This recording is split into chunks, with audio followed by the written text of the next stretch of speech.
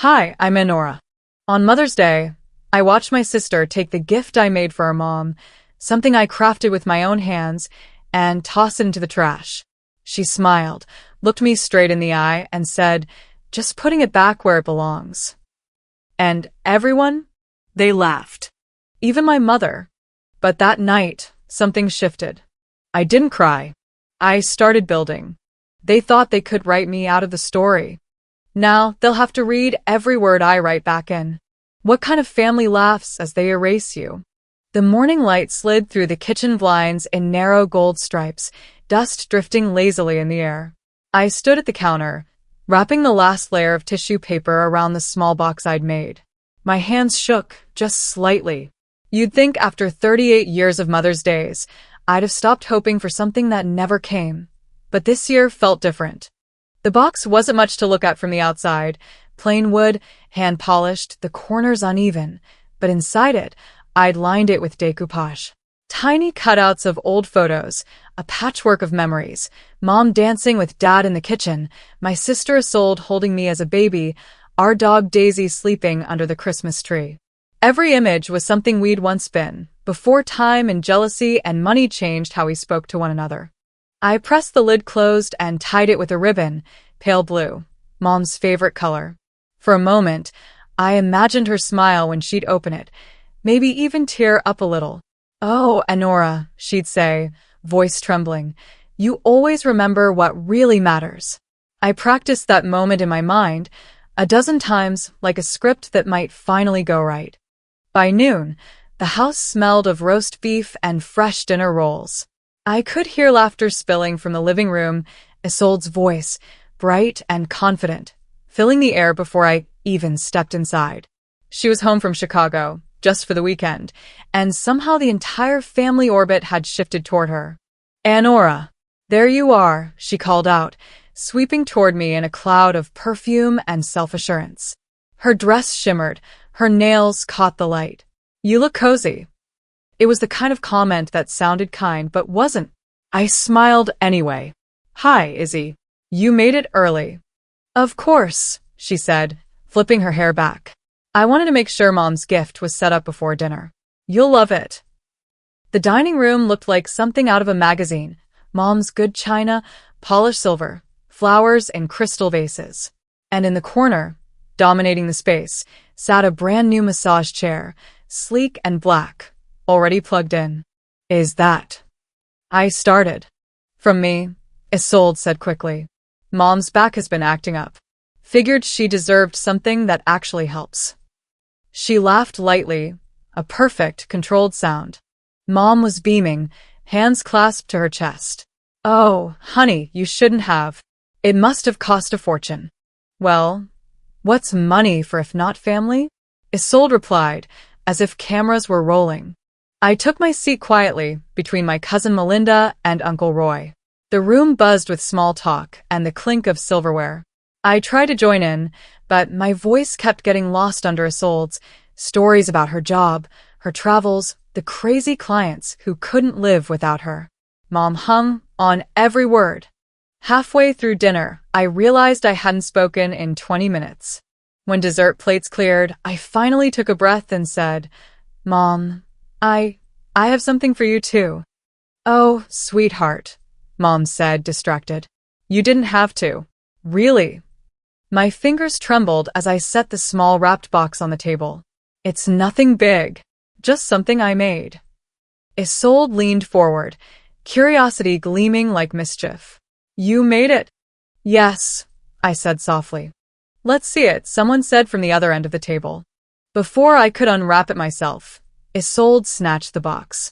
"Ooh, let's all see Enora's masterpiece." Her manicured fingers tore at the ribbon. Paper rustled. The lid came off.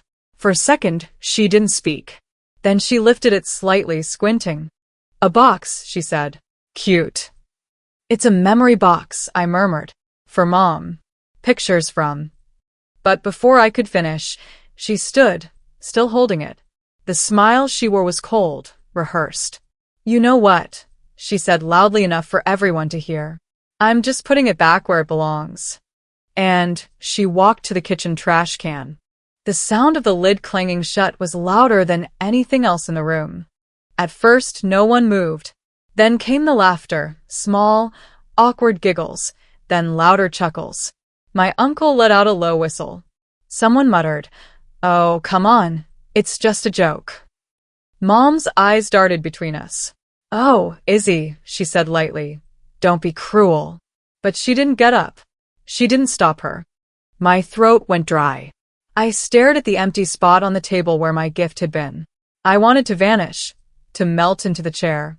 Instead, I nodded stiffly and forced a smile. "It's fine. Really."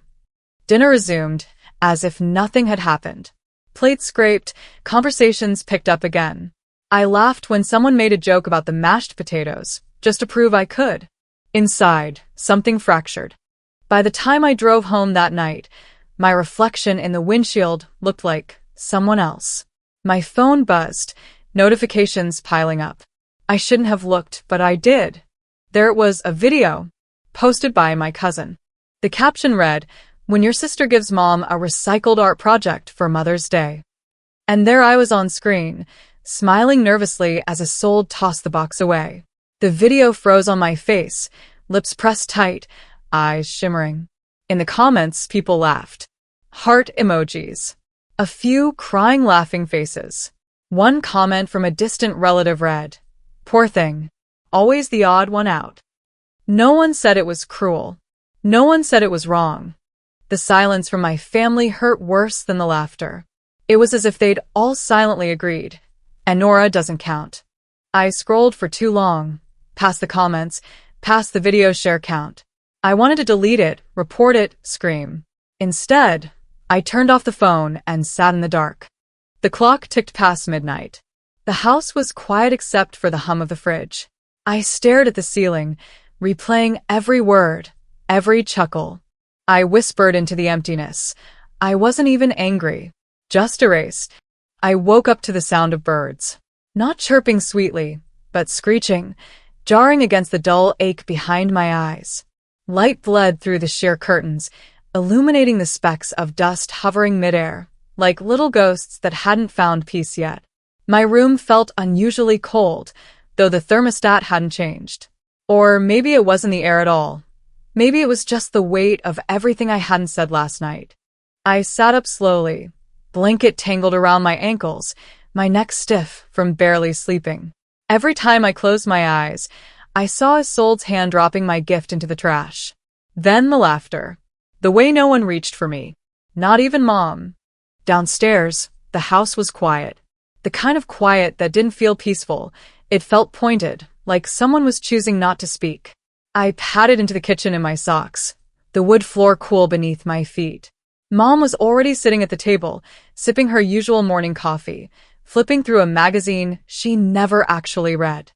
"Morning," I said softly, just loud enough to break the silence. She looked up. "Morning, honey. There's coffee." I poured myself a cup and sat down across from her.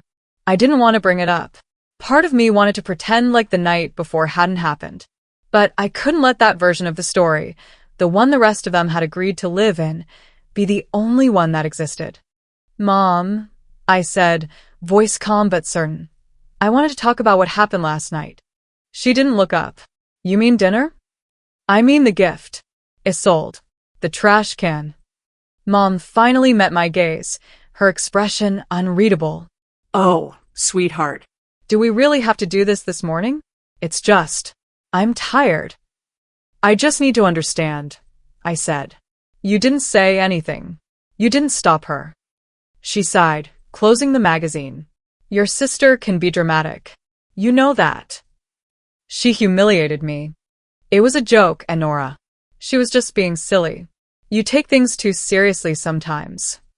There it was. The shift. Not just brushing it off, shifting it back onto me. A neat little maneuver she'd perfected over the years. If something hurt me, it must be because I was too soft, too sensitive, too something. I don't think that was silly, Mom. I think it was cruel. And everyone laughed. Mom's voice grew firmer. This family has enough tension as it is. I'm not going to start a fight over a box. It wasn't just a box, I said, heat rising in my throat. It was something I made for you. With our memories. That meant something. She shook her head gently, as if to brush away the weight of what I'd said. I appreciate the effort. I do. But sometimes it's better to just keep peace. Even if it means letting me be the punchline? Silence stretched between us. Then she stood, picked up her mug, and walked to the sink. You're reading too much into it. That's when it hit me, not just that she wouldn't defend me, but that she never had. Not when Isolde told people I was weird in high school. Not when she forgot my birthday 3 years in a row. Not even when Dad left and she needed someone to blame. She didn't see me. Not really. By the time I left for work, my hands were still trembling. I tried to steady myself by running through my lesson plan in my head. Art class with second graders, painting spring flowers. Something about the innocence of kids always helped level me out. But peace was short-lived. Mid-morning, during a quick break between classes, my coworker Camille poked her head into my room. Hey, I saw your sister's post, she said, tilting her phone toward me. That massage chair looks amazing. My stomach dropped. Camille, unaware, kept scrolling. Look, she tagged your mom. Because she deserves nothing but the best. There it was. A glossy photo of Mom grinning in the chair like royalty. The caption read like a branding pitch. Comments poured in below. You're the best daughter ever. That chair is everything. She raised a queen. Not one mention of me. Not one comment asking who else had brought a gift. I didn't even exist in that story. I smiled faintly and nodded at Camille. Yeah. Looks like they're enjoying it. She blinked. You okay? Yeah, I lied. Just tired. That evening, after dinner, I sat on the porch with a cup of chamomile tea, the kind that never really helped. I watched the neighbor kids ride bikes up and down the street, shouting and laughing, their voices echoing against the quiet suburban backdrop. And I thought about how love in our family had always been performative. Public. Quantifiable. I remembered my piano recital in 7th grade. My solo had gone surprisingly well, and I'd looked out hoping to see Mom clapping in the audience. But her seat had been empty. She'd left early to catch Isolde's debate competition across town. I'm sure your teacher recorded it, she had said later. You can show me then. But I never did. Because it wasn't the music I wanted her to hear. It was the moment, the presence, the proof that I mattered. And now, here I was again, watching from the sidelines as Isolde was praised for loving loudly, while my quiet, homemade gift was discarded like it was nothing. I'd spent so many years believing I just had to try harder, be more understanding, be the better person. But maybe the real problem wasn't how I gave love. Maybe it was who I gave it to. I looked at my hands, calloused from years of painting, of crafting, of pouring myself into things that no one seemed to notice. Not really. I took a deep breath and said it out loud, to no one in particular. If they won't give me a seat at the table, I'll build my own. It's strange how determination sounds at night, loud and brave, but by morning, it softens into a quiet, steady hum. That's what I felt the next week. The anger that had burned in my chest after Mother's Day had cooled, leaving something sharper behind. Awareness. I wasn't broken. I was awake. My life fell back into its predictable rhythm. Work, coffee, small talk, bills. But there was a hum of restlessness under it all, a sense that something had shifted in me.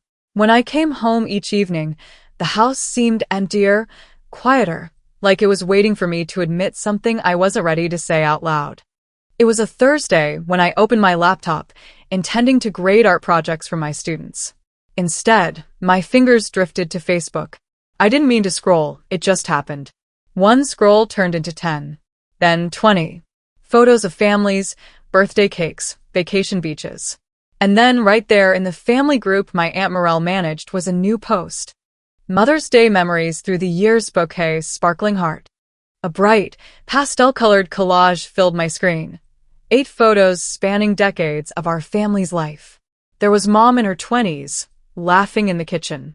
Isolde posing with her high school diploma. A group shot at last year's Thanksgiving dinner.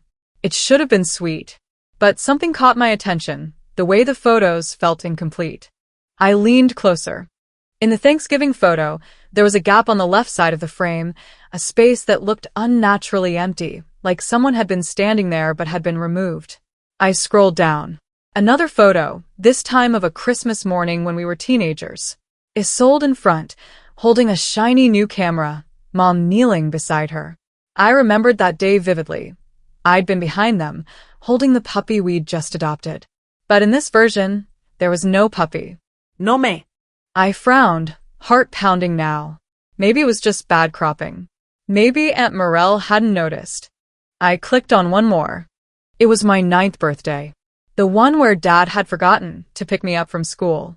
I remembered the cake, vanilla with pink frosting, and the sparkler candles Mom had insisted on lighting twice because I'd blown them out too fast the first time. In the original photo, I'd been standing right next to the cake, eyes wide, missing one front tooth. In the version Aunt Morel posted, the cake was there. So was Isolde, beaming in her bright red dress. But I wasn't. My half of the photo was cropped clean away, as though I'd never been there at all. I stared at the screen for a long moment, a cold weight forming in my chest. That wasn't an accident. The edits were too deliberate, balanced framing, even lighting. Someone had carefully decided where to cut. I didn't even realize I'd called until the ringing started. Aunt Morel picked up on the third tone. "Anora." "Hi, sweetheart," she said cheerfully. "Everything okay?" I took a breath, steady but tight. "Hi, Auntie. I was looking at your Mother's Day collage. It's lovely, but I noticed something strange. Some of the photos, well, I'm missing from a few." There was a pause. A small, uncomfortable silence that stretched longer than it should have. "Oh," she said finally, her voice light, too light. "You noticed that, huh?" Yes. I did. "Well," she said, sighing softly, "you know how these online things work. I just wanted the pictures to fit nicely and, well, the old ones were a little messy. I had to trim some edges. Nothing personal. But it looks deliberate," I said quietly. "It's not just trimming. It's selective." "Anora," she said in that careful tone older relatives use when they want you to stop. "Sweetheart, don't read into it. Everyone loved the post. It's better this way. Clean, simple. Let's not stir things up. Better this way." That phrase stuck to my skin like oil. I thanked her, ended the call, and sat staring at my laptop. The glow of the screen felt harsh, too bright against the dim room. "Better this way," she'd said, as if erasing me made the family more presentable. More picture-perfect. I closed my eyes, and a memory surfaced like an old bruise rising under the skin. I was 9. School had ended hours earlier. The winter sun had dipped low, painting long shadows across the playground. I was the last one there, sitting on the curb with my backpack hugged tight against my chest. My breath came out in little white puffs. Dad was supposed to pick me up. He'd promised. But when the janitor came out to lock the doors, I realized he wasn't coming. Mom showed up almost 2 hours later, headlights cutting through the dark. She was still wearing her office blazer.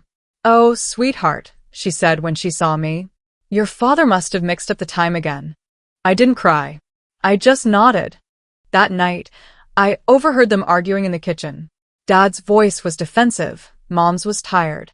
"You always expect her to handle herself," she'd said. "She's the independent one," Dad replied. "That's her gift." That was the moment I learned what I was in this family. Not the favorite. Not the special one. The one who didn't need to be seen. I opened my eyes, shaking the memory off. It had been years, but the same quiet ache still hummed beneath the surface. This time, though, something was different.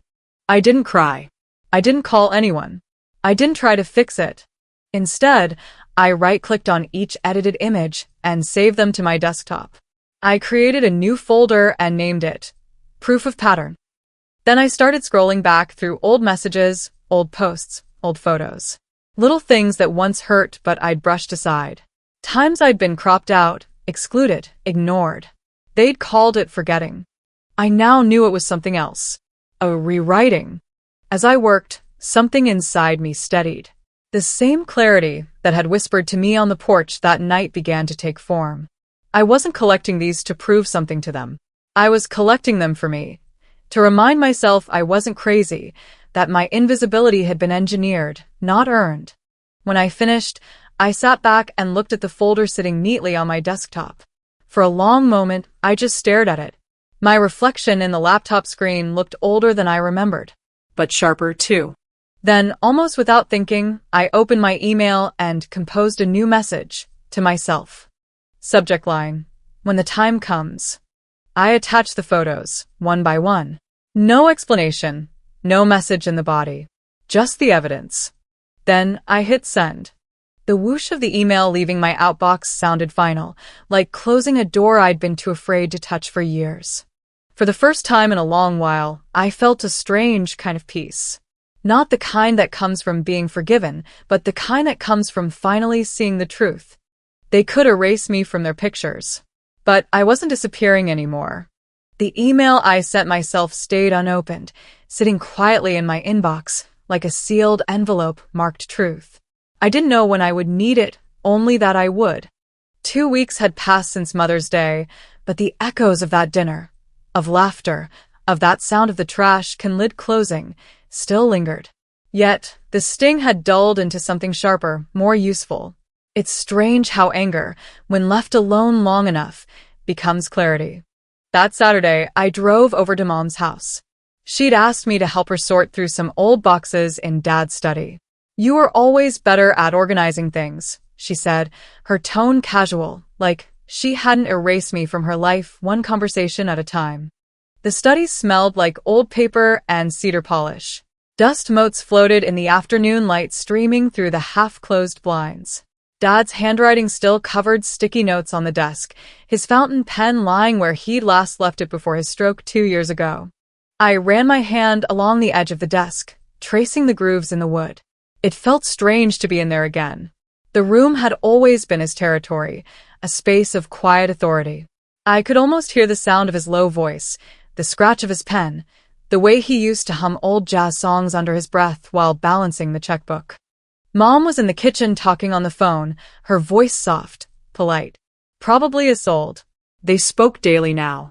I could tell from the way Mom's voice grew lighter, more animated, like she saved that tone just for her. I started stacking folders on the floor, labeling piles with sticky notes, bills, insurance, miscellaneous. The rhythmic motion helped quiet my thoughts until I opened the bottom drawer of the filing cabinet. Inside was a folder labeled in Dad's precise handwriting, Estate Updates, 2022. Something about it made me pause. Dad had passed in early 2021. I opened it slowly. Inside, the first page bore the title, Trust Amendment. My eyes scanned the lines, paragraphs of legal jargon, dates, signatures. But one line caught me, bold and unmistakable. All estate management and property control are hereby reassigned to Isolde Devereux, effective immediately. I flipped to the signature page. There it was. My mother's looping cursive, signed neatly above the witness line. And below that, Isolde's signature as the witness. My name wasn't anywhere. I read the document 3 times, my pulse rising with each pass. I had never been informed about any trust updates.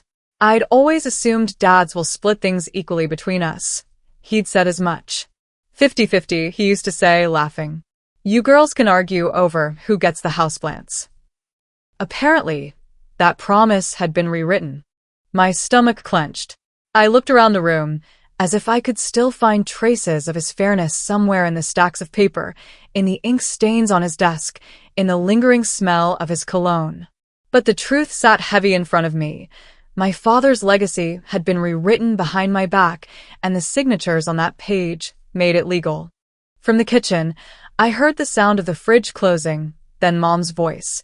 I'm hanging up now, sweetie. Love you. I folded the document back into the folder, my hands trembling, and slipped it into my tote bag before she came in. She appeared in the doorway, wiping her hands on a towel. You find anything interesting? Just old bills, I said evenly. And some bank records. She nodded. Probably nothing important. I handled most of that with Isolde last year. I stared at her for a long second. At the bank. Yes, she said, her eyes narrowing slightly. Why? I forced a smile. Just curious. She smiled faintly, the kind of smile that said, "We're not going to talk about this." Then she turned and left, humming under her breath. After she was gone, I sat there for several minutes, staring at the now empty drawer. The papers rustled softly when I exhaled, like whispers of people who couldn't speak anymore. I remembered that day last year, now that she'd mentioned it. Isolde had called me out of the blue. "Hey, can you cover for Mom's art class on Saturday?" she'd said. "I'm taking her to handle some paperwork at the bank." I hadn't thought much of it then. Just another small thing she'd taken charge of. But now the puzzle pieces fit too neatly. The timing, the secrecy, the signatures. When I got home, I laid the documents on my dining table under the warm light of the lamp. The pages looked harmless, just ink and paper, but they were surgical in their precision. Clean. Cold. I called my friend Mark, a real estate attorney I'd met years ago when we both volunteered at a community art fair. He listened quietly as I explained. When I finished, there was a pause on the line. Then he said, "Technically, if your mother had full legal control of your father's estate, she could amend the trust however she wanted, especially if she was the surviving spouse." "So, she could just erase me?" I asked, my voice steady but tight. "In the eyes of the law, yes," he said. "Morally, it's wrong. But legally, it's airtight." I pressed my fingers against my temples. "So there's nothing I can do?" "There's always something," he said gently. "But you'll need proof of intent.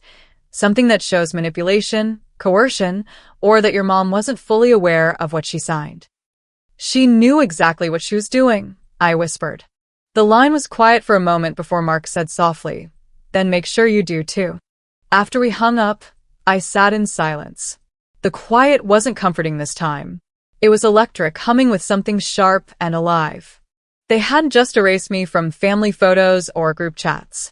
They'd erased me from ink, from legacy, from the story of who we were supposed to be as a family. The erasure wasn't emotional anymore, it was contractual. I took a deep breath and carefully slid the folder back into my tote bag. Then I grabbed my keys and went out to my car. The night was humid, heavy with the smell of rain that hadn't come yet.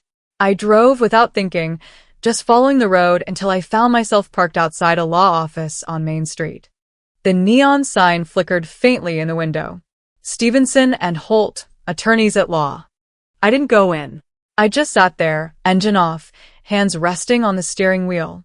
The rain finally started, small drops tapping against the windshield in a slow rhythm. I stared at the reflection of the office lights in the glass, letting the sound fill the space where panic might have lived before. I wasn't panicking anymore. I was calculating. They wanted me out of the story. Fine. But I knew how to write. I knew how to document, how to preserve, how to build a case quietly. "You wanted to write me out," I whispered to the empty car. "Let's see how well you handle the rewrite." When I got home that night, I opened my laptop, created a new email, and typed 3 words in the subject line. "They're not going to see me coming." Then I hit send to myself.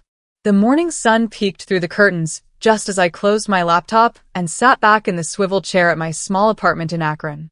I hadn't expected the events of the last few days to feel like launching a tidal wave, but that's what it felt like. Almost unstoppable once it began. The email to myself, the folder of pictures, the silent vow. They're not going to see me coming. That night, I fell asleep with a sense of calm I hadn't known in years. This morning, the calm held a tingling edge, like electricity just under the skin. I dressed slowly, choosing my blazer with care. I needed to look the part of someone who meant business, and not the overlooked sister in the back of the room. Standing in front of the mirror, I tucked a strand of cinnamon brown hair behind my ear and took a deep breath. I had a meeting at a law firm today. An actual law firm. Not one of those we'll talk meetings, and I'd show up ready. Later, I drove downtown, the usual Ohio spring drizzle barely dampening the streets. My hands gripped the steering wheel as I pulled into the parking garage beneath Stevenson and Holt attorneys at law. I remembered when Dad used to bring me here after school. He said the polished lobby reminded him of a New York office. That memory brought a subtle taste of something determination. I climbed the stairs to the third floor and stepped into the lobby. The receptionist glancing up then back down, waiting for the appointment. I offered the name Honora King, and she directed me to a conference room. Inside, the attorney sat behind a sleek black desk, her posture straight but warm. She didn't smile either overly friendly or threatening, just professional. I cleared my throat. "Thank you for seeing me," I said. She nodded. "Miss King, please call me Miss Barnes." She ran a finger through the stack of files in front of her. "Let's hear what's on your mind." I visited the earlier documents, the certification of the trust, the signature pages, the folder labeled proof of pattern. I laid it all on the table. "My father died mid-2010," I started, "and we all assumed he left the estate equally to my sister and me. I've just discovered he did not. Instead, my mother signed changes that assign full control to my sister." I watched her face carefully. No shock, just a measured raise of an eyebrow. Good. She pulled on latex gloves. "Just a habit," she said, and began flipping through the pages. "This is solid," she said quietly. "On paper, the documents are valid. On paper. But what interests me is the context, pattern of behavior, changes made without your knowledge, evidence you were erased. This could be more than a trust dispute. It might be a case of undue influence, or, at the very least, misrepresentation." My heart thumped. Because here's where it clicked. It wasn't just inheritance. It was identity. Someone had decided I had no part in the story, and now I was rewriting it. I nodded, feeling the fuzz of adrenaline in my veins. "What do we do next?" I asked. She leaned back. "First, gather everything. Screenshots, emails, anything that shows you were cut out intentionally. We document the system, call it what it is." She paused. "You're not just fighting for a share, Miss King. You're exposing systemic gaslighting." Her words hung in the air. I drove home slower than I'd come. The roads felt different now, each stoplight a beat in my rhythm. I thought about how I'd always believed being the good daughter meant being quiet, polite, supportive. But what was polite when it meant being invisible? Later that evening I sat at my kitchen table with pen and paper. I didn't want anger leaking into what I was about to do. I wanted clarity, dignity. I opened my laptop and started composing what would become the open letter. "Dear Mom," I typed, "you've been both my shelter and my contradiction." I wrote until the lamp's light softened. I wrote about her strength when Dad fell ill. I thanked her for the summers we shared fishing at the lake. I kept my voice gentle but firm. I mentioned nothing about Isolde. Nothing about the chair. Nothing about the trash can lid. I published the letter the next day in the local Akron Family Chronicle under the title, "To the Woman Who Taught Me to Be Brave." Within hours, emails rolled in, from neighbors I recognized, from old friends of Dad's, from a woman who said she'd ridden shotgun while I helped my mom get groceries when the car broke down. The responses filled my inbox with words I hadn't expected. "Thank you for telling the story. You deserve recognition. I see you." Recognition. I'd been asking for that moment my whole life, and here it was. Then came the text from Isolde. "So we're writing essays now." It pinged late in the afternoon. 3 words. I stared at the message for a while. "So, we're writing essays now?" I typed nothing. Deleted nothing. I simply let it sit there, in the silent space between what she thought she controlled and what I was quietly building. That night, I opened my journal, my real one, leather-bound, and wrote, "When you can't scream, you write." And my pen's not done yet. I closed the cover and turned off the lamp. The house felt alive with possibility, rather than empty. I poured myself a small glass of white wine and let the taste be a toast to beginnings, to the quiet rebellion. I left the kitchen table that morning with the warmth of the mug still in my hands, an unexpected anchor. That warmth drifted away as I checked my phone, and a new realm of friction opened up. Social media, the place where good things and bad things both spread fast. I hadn't intended to use the internet as a battleground, but when someone throws you out of the story, you make your own terrain. The cafe on Main Street was quiet when I walked in at 10 a.m.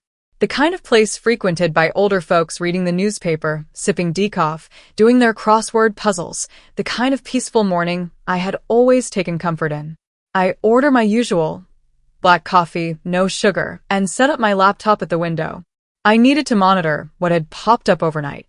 Within minutes, I found a Sold's podcast linked in a story shared by Mom's friends. The title, When Family Drama Goes Viral. The guest speaker, a voice that sounded unbranded but confident. It referenced attention seekers who display false martyrdom and those who want applause for being the victim. My stomach dropped. The narrator didn't name me, but I recognized the tone, and I recognized the family she described. Scrolling through the comment thread, I saw the cheering. Queen energy. Spoken like the favored daughter.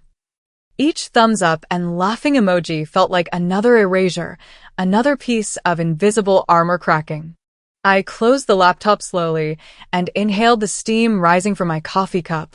What a soul was trying to do was first subtle and then brazen. She aimed to litigate in the court of public opinion before I even had a chance to speak. I realized I'd been underestimating her, that she had played the long game while I was busy collecting proof in the dark. I sat there for nearly an hour, watching the rain begin to patter on the sidewalk outside. Bare trees beyond the window reflected the pattern of editing I'd discovered. Branches cut away so the trunk stood clear and perfect, but the roots were gone. When I walked out of the cafe, raincoat drawn up against the drizzle, I didn't walk straight home. Instead, I drove to my old neighborhood, the one where I grew up helping Mom when Dad was ill. On driveway after driveway, I passed lighted windows, plants trimmed neat, front porches with rocking chairs and smoked glass entryways. I parked near Lucinda's house, just around the corner.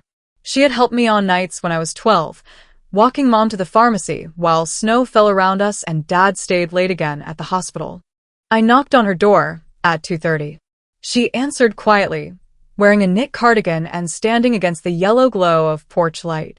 If I'd ever doubted I mattered in this world, that I was an afterthought, I didn't once worry standing in front of Lucinda. "Hello, dear," she said, and held the door wider. We sat at her kitchen table with tea and cookies, nothing fancy, just warm and safe. I told her about the podcast. Her face tightened in that kind way older women get when worry touches them. "People think they can rewrite the past," she said. "But the truth is still there. You lived it." I nodded. "Thank you for believing that." She smiled, then leaned forward. "I just posted a note under the podcast." I said, "I remember when Anora was 12, walking her sick mother to the pharmacy in the snow." I swallowed hard. That one line, it spread beyond what I expected. By evening, the post had been shared dozens of times. Neighbors responded. They remembered me babysitting their children, fixing fences when my dad was sick, helping at community clean UPS.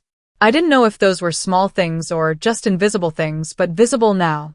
Back at my apartment that night, I printed out the comments and emails. I laid them side by side on the couch and let the weight of it settle. I hadn't done anything dramatic, not yet, but something had shifted. The world outside had started to hear me. I opened my social profile and posted one of Lucinda's comments. "You didn't make me, but I made this community." I added just 2 words below it. Exactly. Then I closed the laptop slowly and pressed my hands together, feeling the edges of my palms. I remembered a sermon from years ago. When the noise outside drowns the voice inside, find the still point in the storm. I realized I was finding that still point. My phone flashed. A new message, short. "They're watching now. Be ready." I looked at it for a long time. I didn't type back. I didn't need to. I just sat there, adrenaline soft like it had finally stopped screaming. In the dark, I understood that silence isn't always surrender. Sometimes it's gathering strength. I didn't expect the Monday morning to begin with an envelope. The mailbox had been emptied just like it always is. Junk flyers, the community tacked on notices about roadworks, one request for property tax extension. But that morning a fat, crisp envelope stood upright between the usual clutter. When I picked it up, I noticed the return wasn't Mom or a sold. It was a certified letter from Stevenson and Holt Attorneys.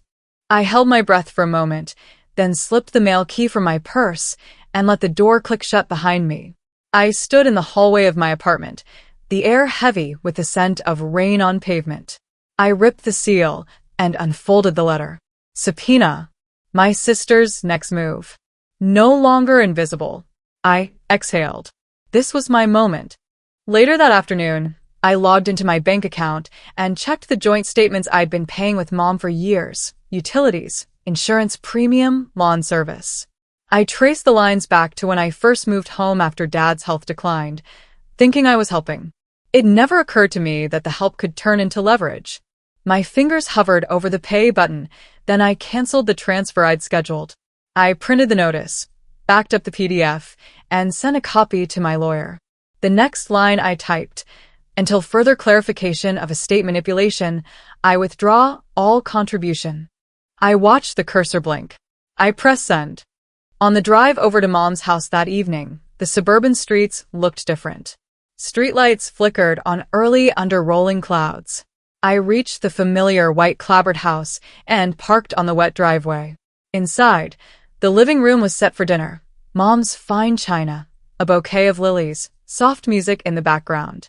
But I took an alternate route, down the hall to the kitchen table, and set my printed letter in a plain white envelope labeled for immediate attention. Mom joined me quietly, carrying a small bowl of salad. She paused when she saw the envelope. "What's this?" she asked. "I'm just adjusting some things," I said. "Sort of cleaning up." She sat, her expression open but wary. "Are you upset with me?" "I'm upset," I said, "that someone thought they could change the rules and not tell me." She sank into her chair. "I didn't know."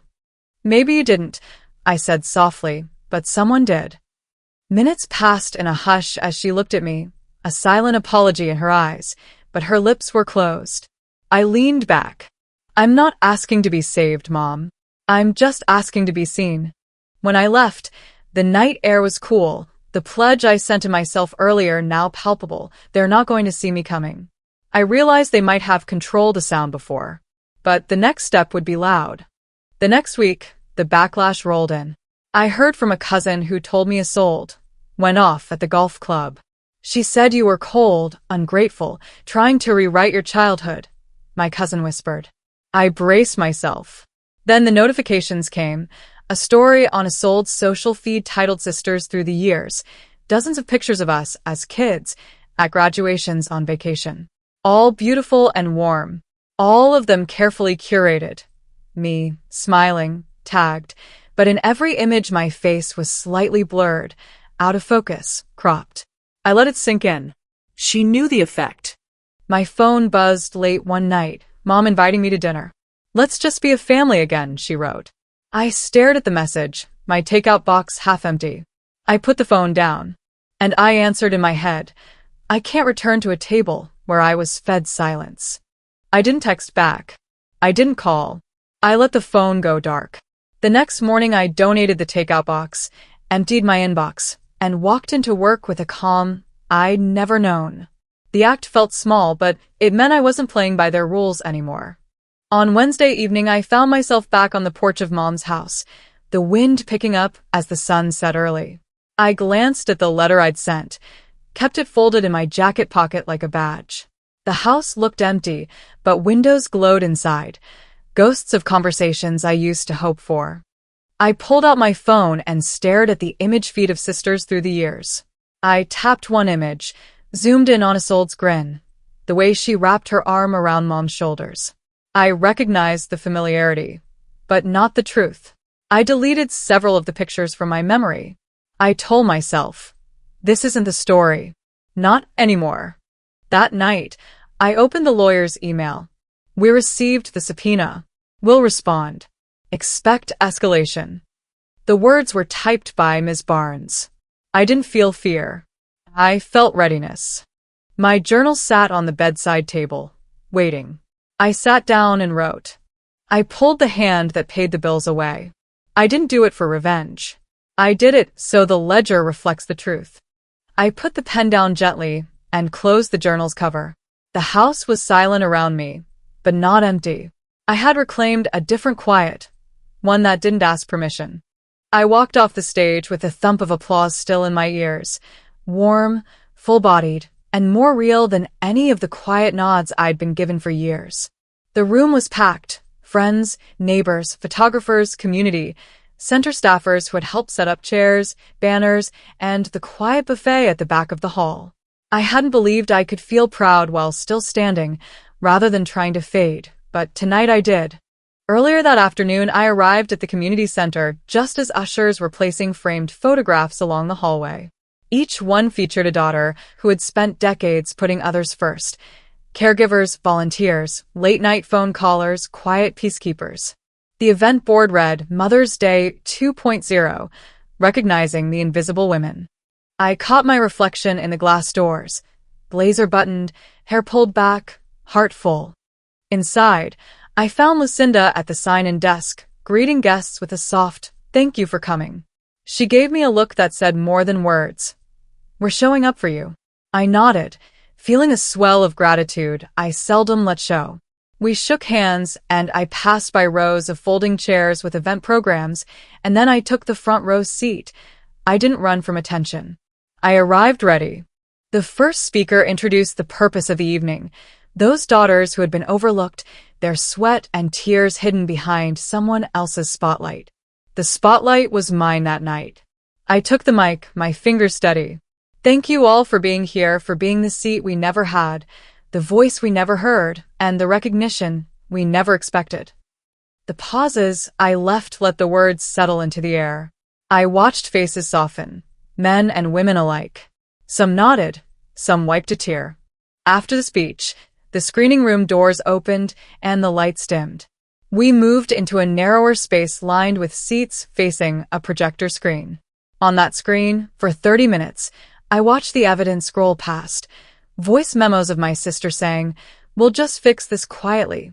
Video clips of phone calls where I was absent, email threads where I asked questions and got no answer. The captions didn't mention names. The truth was in the tone and timing. You just don't get how much I do. She's always been charming. I exhaled slowly. So did the room. As the last clip faded, the lights rose and I stepped forward again, this time without a speech in hand. "This isn't revenge," I said, my voice clear in the hush. "It's remembrance." My glance skimmed the audience. In the front row, Mom had her hands clenched in her lap, her eyes rimmed red. I didn't reach for her. I didn't need to. This was for every woman who had hidden in plain sight. The post-event chatter spilled out into the lobby and then into social media. The hashtag Other Side of Mother's Day trended locally. Comments reading, "Finally someone spoke for us. My mom never got a seat either. And Nora, thank you." That evening I sat in my car for a few minutes before driving home, listening to the rain tapping the windshield. I accepted that tonight the table had been rebuilt, and I had taken my chair. It was late when I returned to my apartment, the streetlights casting long shadows across the carpet. I opened my phone and saw one more message, not from a friend, not from Mom, but from my lawyer's cell phone. His voicemail said simply, "We got the final ruling." My breath caught. This was bigger than me now. I locked the door behind me, left my blazer on the back of the chair, and reclined in my big studio couch. The city hum felt far away, but still present, like my new life had begun quietly, with one small event and many unseen stories behind it. I closed my eyes and let my mind drift to the photograph Mom had ignored at the piano recital, to the voice in the pharmacy snow, to the countless times I was told, "You're just too sensitive." None of them mattered now. I was not invisible. And tomorrow, the next step. The ringtone was quiet, but in the courtroom hallway it sounded like a gavel striking, final and absolute. I had just stepped out of the glass-walled chamber, where the judge had read the verdict, an equal division of the estate, reimbursement ordered, accountability acknowledged. I stood under the flickering fluorescent lights, letting the moment soak in. In the marble silence, I realized something profound. The story they tried to bury me in had finally been unburied. It was a Tuesday afternoon when I returned to the courthouse after the spring rain. The jackets of the lawyers, the soft murmur of verdict clerks, everything felt both familiar and alien. My heels clicked down the corridor as I clutched the paperwork in my hand. The judge's ruling, printed and stamped. It confirmed that my name belonged there alongside Isolde's, that my mother's signature had been a turning point, and that it would now be examined. I mouthed the words in my mind. Justice. Not vengeance. Justice. When I stepped outside the courthouse into the warm sunlight, I took a deep breath. The sky was expansive, the clouds moving fast enough to blur the edges of the buildings. I thought of Dad, how he used to open the blinds wide in his study, telling me, "Don't let the light fool you. Some truths are best seen when it shines full on them." He'd have been proud. Maybe he already was. That evening, I drove out to the cemetery where Mom was laid to rest. It was nearly 2 months after that Mother's Day dinner, the one where my gift was discarded, the laughter echoed, the memory shattered. But the funeral had been quiet, unceremonious, nothing dramatic. Natural causes. No angry speeches. Just the truth laid bare beneath a maple tree. I parked on the gravel road, walked the path lit by lanterns strung between the tombstones. My heart felt heavy, not in the way of brokenness, but in the way of letting go. I stood before her headstone. It read, Ramona King, beloved wife, mother, friend. I knelt and placed the small wooden memory box, the one that had been thrown in the trash years ago. I opened the lid, just a bit, exposing the photos inside. Mom dancing, Isolde triumphant, me with my paintbrush, and younger brother. Then I placed a folded note on top. It wasn't about the gift. It was about wanting to be seen. I rose and brushed the soil from my knees. A single tear rolled down, not for loss alone, but for beginnings. Back home, I changed course. I'd rented a small storefront in Akron, formerly a flower shop, now trimmed in pale gray and white, with glass front windows where passers-by could read the words, built by the overlooked for the unseen. Inside, I hung a vintage wooden sign above the door. That night, I lit a single desk lamp and sat at the reception table, gazing at the empty chairs in the community room. My purpose was clearer than ever. This would be a space for daughters who carried the weight of waiting, for mothers who surrendered themselves, for siblings forgotten. Our gatherings would have soft lighting, tea, art supplies, safe space, more than spotlight. In the days that followed, I arranged soft open hours. I invited women I had seen carrying other people's groceries, holding other people's hands in hospital halls, fixing other people's fences. I listened when they spoke. One evening a woman said, "I used to think I was just that nice girl who never caused trouble." I leaned forward and replied, "The world needed you, and you were there." I watched her eyes shift, the stiff shoulders relax, the relief bloom slowly. That kind of work didn't make headlines, but it felt deeper than any applause I'd chased. One dusk, as I locked up the studio, the breeze lifted the scarf around my neck just enough to brush against my cheek. I closed my eyes and thought about the years, the dinners where I sat in the shadow of my sister's gifts, the headstone by the maple tree, the courtroom where truth had finally had its turn. I didn't feel whole. Not perfectly, but I felt whole enough. Strong enough, free enough to let the scars mark me rather than define me. My phone chimed with a reminder, tomorrow's workshop for women caretakers. I smiled, because tomorrow wasn't just another day. It was a step. Not to become someone else, but to become the person I had always been. She threw away my gift, but in the end, I became the gift no one could bury. As we close this chapter of Anora's journey, it's a reminder that silence and endurance can hide immense strength. Even when family fails us, standing up with integrity and courage can turn pain into empowerment. What would you do if you were in her shoes? Share your thoughts below, and don't forget to subscribe for more gripping stories that explore the